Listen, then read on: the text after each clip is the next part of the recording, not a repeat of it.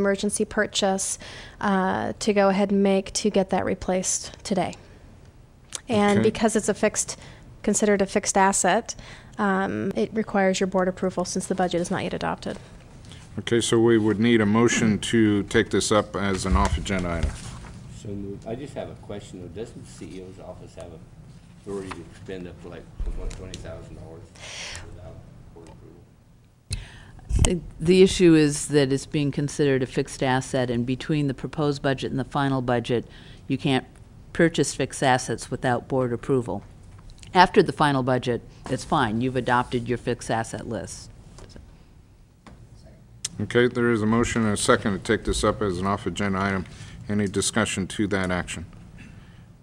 Okay, all those in favor of the motion signify by saying aye. Aye. All those opposed? Okay, taking it up as passed on a 5-0 vote. So let's move to the actual issue now. Any additional information, Ms. McMenemy? No. Okay. There is a motion before us for approval of the purchase of a fixed asset for the HVAC system for the Main County Jail. Do I hear a second? Second. There was no discussion of maybe using assets forfeiture to make this purchase? Not at this time, no. That's something that we can discuss with the CEO's office at a later date, but right now we're just asking for your authorization to actually go and purchase the item. Right now it's being planned to purchase out of maintenance. Okay, so Supervisor Delbar made the motion and Supervisor Smith made the second.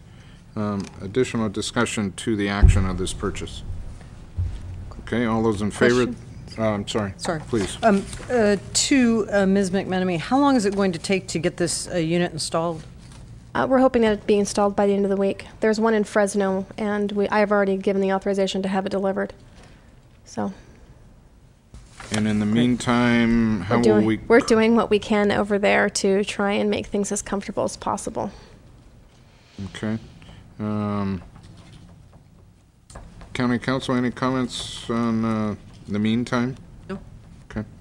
All right. Any other discussion? I think we might need it, so we better approve this.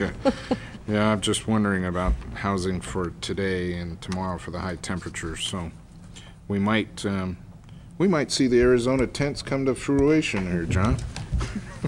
So, okay, call for the vote. All those in favor of the action signify by saying aye. Aye. All those opposed? Okay, passes on a 5-0 vote. Thank you. And no additional items in regards to the Sheriff's Office for an off-agenda item? Okay, all right. I believe that concludes today's business. Oh, and I'm sorry, I've been reminded we will be adjourning the meeting in memory of Bob Rowland, volunteer firefighter from Anderson Valley Fire.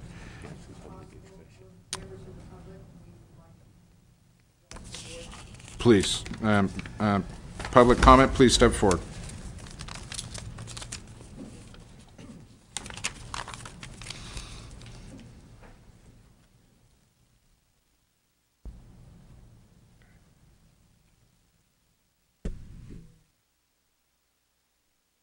Please state your name for the record. My name is Randy Dalton, and I live at 1450 Branscombe Road, and where I've resided since 1977. And this last week there was a notice with no date on it that was by the cemetery district informing us that there was a public hearing on a proposed 2 miles of cement sidewalk that had been issued. I went to the Department of Transportation this week on Thursday and received a copy of the map, which I have heretofore not been informed of or notified when that the board approved a contract for $375,000 in June 16th. Supposedly it was put out to bid on June the 5th and June the 10th through the Ukiah Daily Journal. It was notified, and you opened the bids on June the 18th when this contract for $375,000 was issued. Now, I'm having difficulty in seeing how a company can produce a document that is 35 pages in 2 days, or in a week and 2 days. When I look at the map and everything is grids, there's no mention of trees on board. There's no mention of the wildflowers. It is a medicine trail, a 10,000-year-old medicine foot trail that has been used by both the native peoples and the animals through that area. I believe that there are some very serious environmental impacts that can be predicted and foretold, primarily the flooding. We have an ephemeral stream, 10 Mile Creek, which is a salmon-bearing creek. It has already flooded in 77. It's flooded in 83. It's flooded where it goes over the road. The high school that was just built 3 years ago, was a $10 million high school.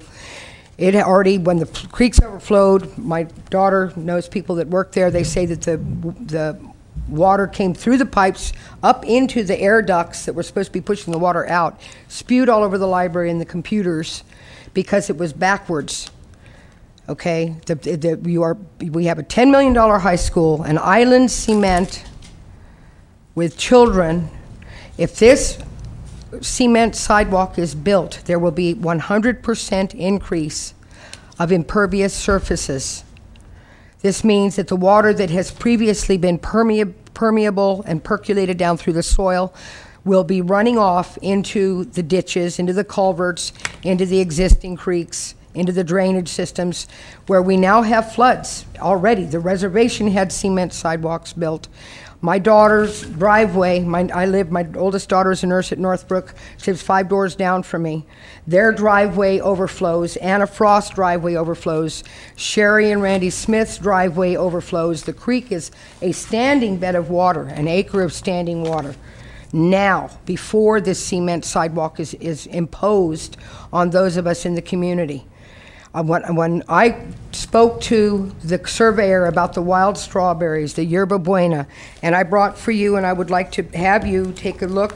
This is just in front of my house. This is what is going to be destroyed. And I can go through all of these different plants, Queen Anne's lace, St. John's wort. This is not even half of it.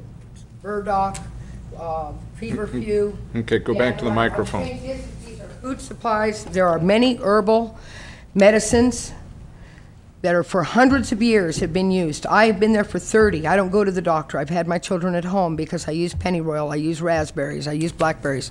You're going to be destroying our blackberry patches? The trees hold the sky and the earth together. We have global warming. The trees that are being proposed to be cut down are oaks this big. I have a lone pine tree, a ponderosa pine, sugar pine, that the Davies Tree Service said is one of the few best, healthiest specimens he's seen, because they're dying by the tens of thousands in the Sierras.